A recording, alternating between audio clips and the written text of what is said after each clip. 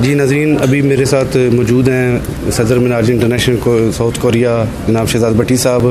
मैं सबसे पहले तो इनको फ्लाइंग टीवी की जानब से मुबारकबाद पेश करता हूँ। भट्टी साहब, आपको और आपकी पूरी कैबिनेट को दोबारा की दफ़ा फिर सदारत संभालने पर मुबारकबाद पेश करते हैं। बहुत शुक्रिया जनाब, मेहरबानी।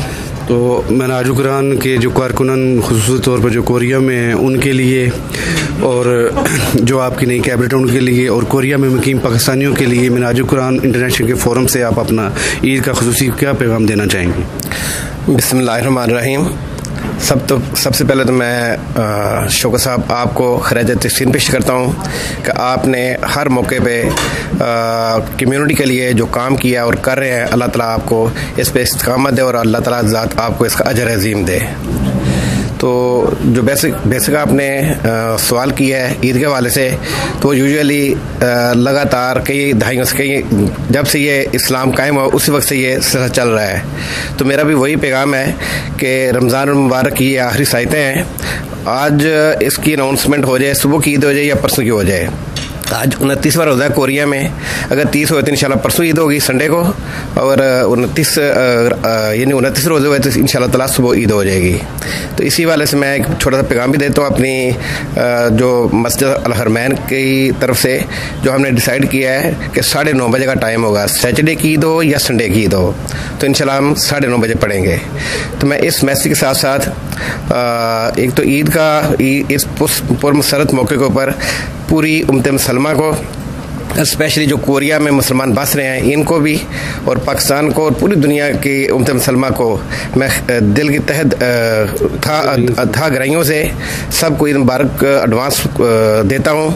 इसके साथ जितनी भी हमारी मुस्लिम कम्युनिटी है जो कि मुहैयर हजरात हैं, उनसे मेरी एक अपील भी है कि जो उनके इर्द गिर्द महल्लेदार हैं या रिश्तेदार हैं या गरीब नादार जो भी लोग हैं जो मुस्तहिक हैं इस वक्त, उनको भी अपनी इन खुशियों में शामिल करें। स्पेशली ये लॉकडाउन चल रहा है आजकल काफ़ी महीनों से, इसने तो कमरे तोड़ दी है हर गरीब इंसान की, और बल्कि जो सफ़ेद पोश है उनकी।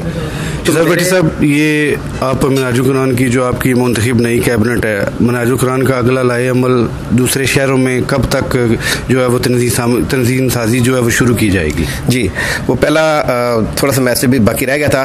तो उन सब मुहैयर हज़रात से मेरी रिक्वेस्ट है कि अपने जितने भी ज़ीज़ो कारब हैं उनकी वो मदद करें, क्योंकि लॉकडाउन की वजह से बड़े लोग मुतासर हुए हैं और लोग बेचारे सफ़ेद पोश किसी का आगे हाथ भी नहीं फैलाते, तो उनकी मदद ज़रूर की जाए।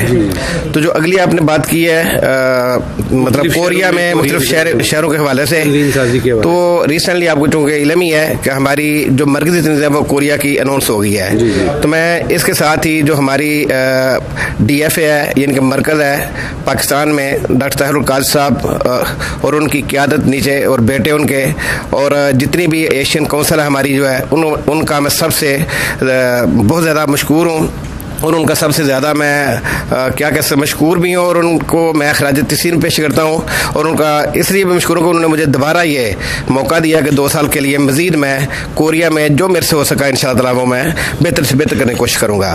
इसी के साथ साथ हमारी तंजीम अनाउंस होने के बाद हम फौरी तौर पर जो हमारी झैली तंजीमात है कोरिया पूरे में मुख्तलिफ शहरों में जो हमारी मसाजिद और सेंटर्स हैं, तो वो जब नई तंजीम बनती है तो उसके साथ वो पिछली जो तंजीमें थी वो तहलील हो जाती हैं। तो उस हवाले से फिर मैं अभी फौरी तौर पे ये ईद पढ़ने के बाद, ईद की नमाज के बाद, उसके बाद फौरी तौर पे मुख्तलिफ शहरों का मैं उनको शेड्यूल भेज दूंगा, जितने हमारे सेंटर्स हैं उनका विजिट करेंगे, अपनी पूरी तंजीम को मैं साथ लेके जाऊंगा और उनकी वहाँ दोबारा ज़ैली तंजीमात हम बनाएंगे इंशाल्लाह। और मैं उम्मीद करता हूँ कि अगले जो साल आएंगे, 2 साल आएंगे, अल्लाह ताला ज़िंदगी रखे, कोरिया में बहुत अच्छा एटमॉस्फेयर हो जाएगा, और जितनी दूसरी भी तंजीमें काम कर रही हैं हम मिलजुल कर इंशाल्लाह काम करेंगे। बहुत शुक्रिया भट्टी साहब, बहुत शुक्रिया।